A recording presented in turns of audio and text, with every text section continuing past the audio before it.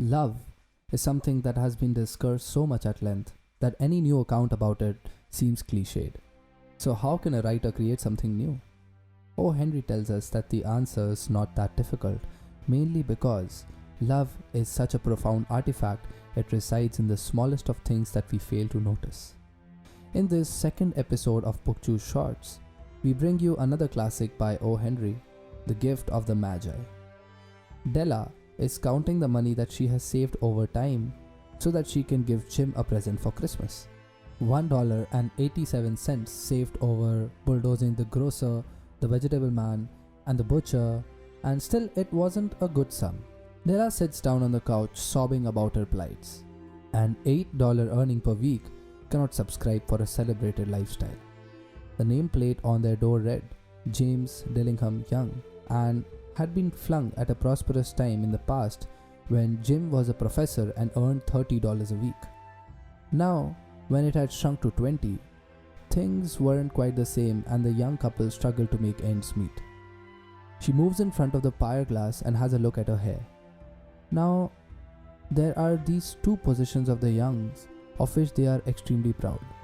Della's long hair, which could even make Queen of Sheba jealous, and Jim's ancestral gold watch, which could leave King Solomon plucking at his beard in envy.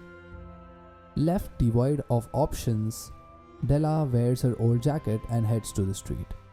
She stops at hair goods shop where she sells her hair for $20, just enough to get Jim something that might be of good use.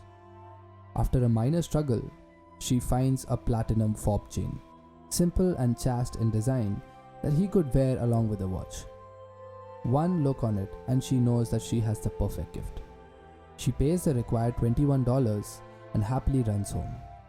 She looks at her hair in the pier glass and hopes that Jim would not mind her new look.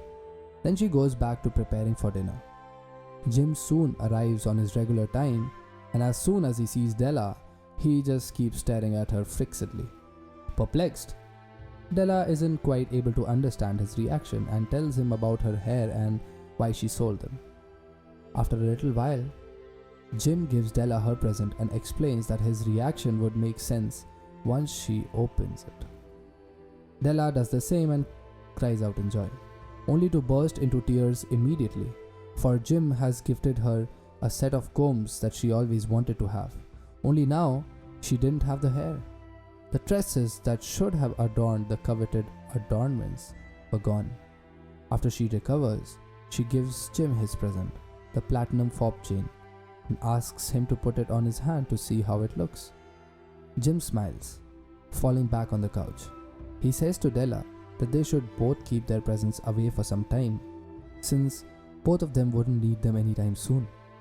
Jim had sold his watch to buy a present for Della. In the end, the narrator claims that amongst all who give and take gifts, these two are the wisest. They are the Magi. In trying to keep the other happy, both gave away their prized possessions, maybe because both of them wanted to keep something priceless for themselves.